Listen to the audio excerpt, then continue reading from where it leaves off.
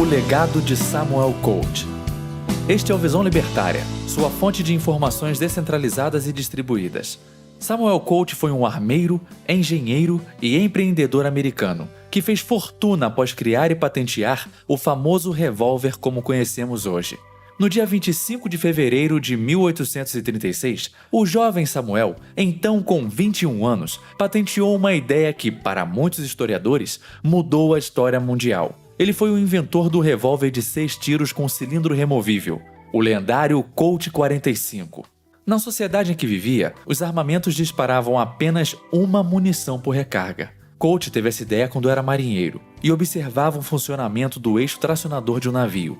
Então, ele pensou em anexar na arma de fogo um tambor que, após efetuado um disparo, girava e recarregava a arma, permitindo imediatamente um novo tiro. O slogan de sua arma era: Abraham Lincoln tornou todos os homens livres, mas Samuel Colt os tornou iguais. A ideia era que com uma arma não importava mais a força física de uma pessoa, pois todos tinham a mesma chance de ataque e defesa. Como um filho da Revolução Industrial, não é nada absurdo dizer que ele foi um dos homens que mudaram o curso da história para sempre. Antes dele, as armas eram pesadas, de pouca precisão, e só podiam efetuar um disparo por vez. E por isso, era comum as guerras se desenvolverem para batalhas campais, como eram na Idade Média, com muita pancadaria, sangue, o uso de armas brancas e tudo que uma batalha campal tem direito. Nesse tipo de conflito, a força física, a idade e o condicionamento são os diferenciais entre a vitória e a derrota. Só que tudo mudou quando Samuel a sua invenção revelou. Uma senhora anã com uma arma precisa e com 5 disparos é quase tão perigosa como um jovem adulto de 150 quilos de puro músculo com essa mesma arma. É interessante levantar que a venda de armas vem batendo recorde atrás de recorde nos Estados Unidos e no Brasil. Em terras tupiniquins, o crescimento na venda de cartuchos aumentou em 98% de janeiro a maio se comparado ao ano anterior, e em Trumplândia, o aumento foi de mais de 60%. E com detalhe para a quantidade de novos atiradores que entraram na brincadeira.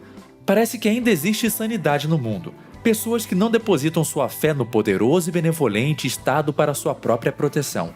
Com a fala do presidente Bulbasauro, também conhecido como Bolsonaro, sobre armar a população, os ruminantes ficaram todos afoitos e já começaram a reescrever a história para favorecer suas narrativas, chegando a dizer o absurdo de que ditadores sempre armam sua população. Vamos a alguns fatos.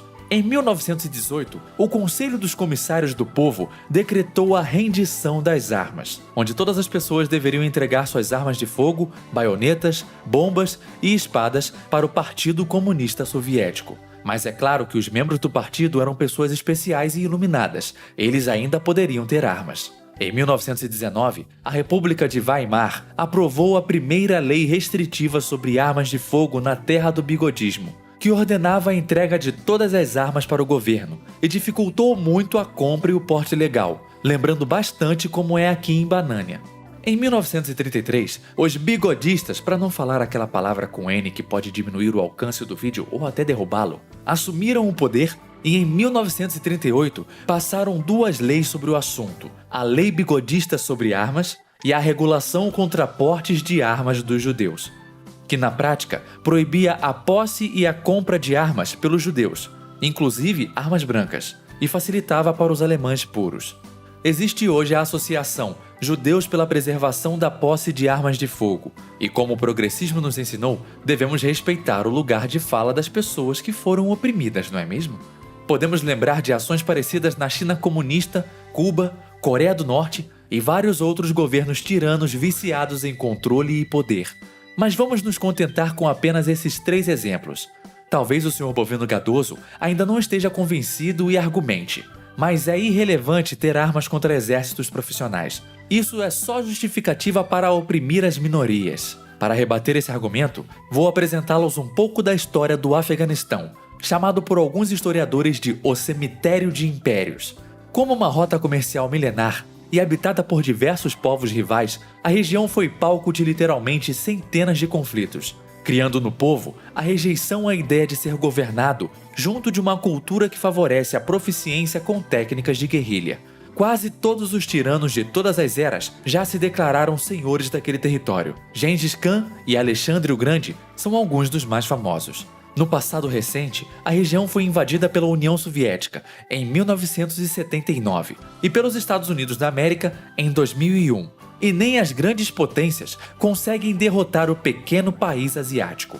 Os motivos mais plausíveis para o sucesso defensivo desse pobre povo é a cultura armamentista de recusa à submissão e a eficiência da sua guerrilha. Mais uma vez, o poder descentralizado se mostrando mais eficiente que grandes organizações hierárquicas. Esse é somente o exemplo mais famoso de como uma resistência armada é essencial para um povo livre. A resistência armada italiana, famosa pela adaptação da música Bella Ciao, foi responsável por perseguir e matar Mussolini em 1945. A resistência judia também não fica para trás. Estima-se que 25 mil judeus lutaram nas florestas europeias sabotando as ambições nazistas. A reimaginação dessa história dá origem ao filme Bastardos Inglórios de Tarantino. E quem poderia esquecer da Morte Branca, soldado e fazendeiro finlandês, responsável por mais de 500 baixas infligidas ao Exército Vermelho entre 1939 e 1940.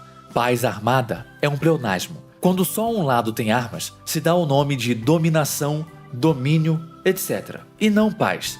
Veja o vídeo nesse canal chamado Desarmamento é uma opinião com uma arma, para entender um pouco melhor sobre o assunto. Cada pequena restrição ao acesso às armas na sociedade é um passo na direção da servidão. A liberdade se perde em fatias, como um salame sendo cortado por uma faca.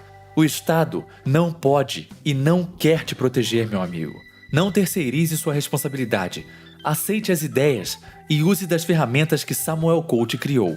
Don't tread on me não deveria ser um pedido, e sim uma imposição. Faço minhas as palavras de Thomas Jefferson. Quando as pessoas temem o governo, se chama tirania. Quando o governo teme as pessoas, aí sim se chama liberdade. Obrigado por sua audiência. Esse artigo foi sugerido e escrito por Luluxo Convertido, revisado e narrado por mim, Leafar. Se você gostou desse vídeo, clique no ícone de curtir abaixo e compartilhe o vídeo em sua rede social. Se você deseja ser notificado de outros vídeos, clique em se inscrever e depois no ícone de campainha. Até a próxima!